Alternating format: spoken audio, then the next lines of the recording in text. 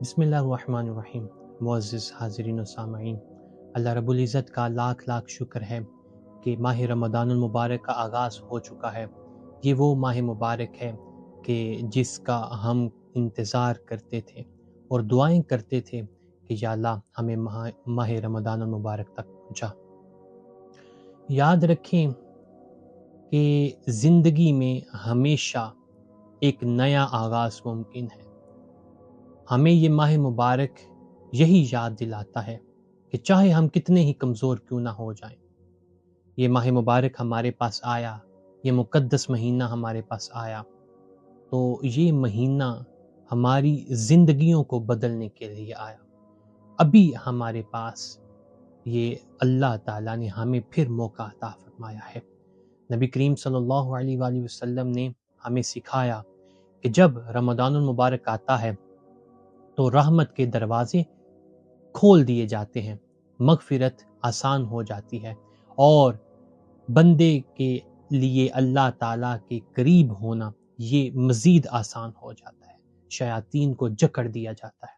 اب ہمارے پاس یہ وقت ہے کہ ہم اپنے دلوں کو بدلیں، کیونکہ نماز یہ ایمان کی بنیاد ہے۔ کوشش کریں کہ نمازوں کو سکون اور توجہ کے ساتھ ادا کریں، کیونکہ نماز ہی اصل ہے اور سب سے پہلے جس کے بارے میں ہم سے پوچھا جائے گا۔ اور اس ماہ مبارک میں اپنا تعلق قرآن سے مضبوط کریں۔ رمضان وہ مہینہ ہے جس میں قرآن پاک نازل ہوا۔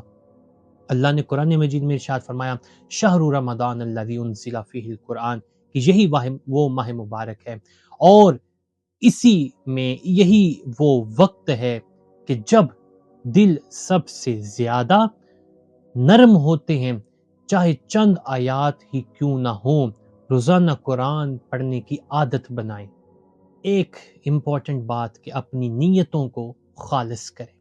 رمضان دکھاوے کے لیے نہیں ہے، بلکہ اللہ تعالیٰ کے ساتھ ایک سچا اور خاموش تعلق بنانے کا نام ہے، ایک مضبوط تعلق بنانے کا نام ہے۔ اپنے اعمال کو لوگوں کی نظروں کے لیے نہیں بلکہ اللہ کی رضا کے لیے کریں، اور سب سے بڑھ کر اپنے اخلاق کو بہتر بنائیں۔ نبی کریم صلی اللہ علیہ وآلہ وسلم رمضان میں سب سے زیادہ سخی اور مہربان ہو جاتے تھے۔ ایک مسکراہٹ، ایک مدد یا کسی کے لیے دل سے کہی گئی دعا، یہ سب چھوٹے اعمال بھی اللہ کے نزدیک یہ بہت زیادہ قدر رکھتے ہیں۔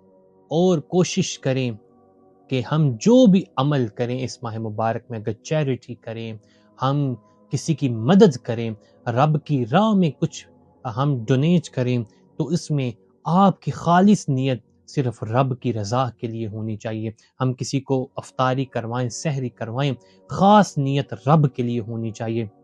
اپنی نیتوں میں دکھاوا نہیں بلکہ خلوص پیدا کریں۔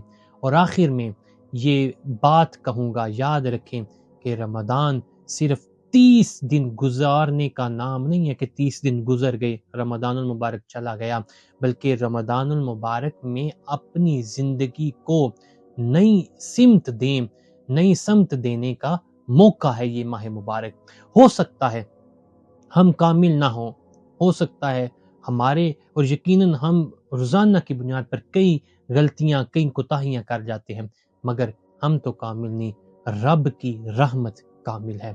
آج سے ہی ہم نیت کرتے ہیں کہ ہم اسی ماہ مبارک کو اپنی زندگی کا بہترین رمضان بنائیں گے۔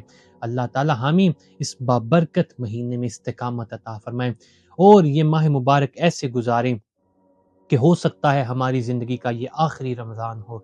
کتنے لوگ ایسے تھے کہ جو پچھلے سال ہمارے ساتھ تھے، پچھلے رمضان ہمارے ساتھ تھے، مگر اس ماہ مبارک میں وہ افسوس کے ساتھ کہنا پڑتا ہے کہ وہ ہمارے ساتھ نہیں ہیں۔